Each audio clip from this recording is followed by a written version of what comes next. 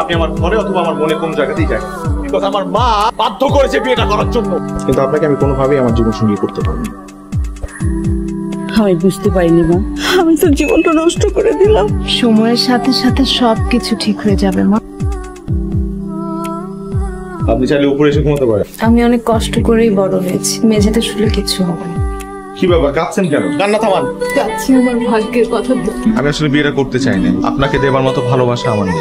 আমাকে দেবার মতো ভালোবাসা কেন নেই আপনার কাছে?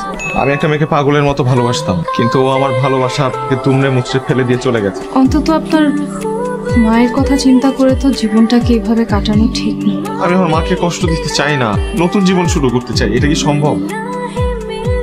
আপনি কি আমাকে ভালোবাসবেন? আমাকে একটা নতুন জীবন দিবেন?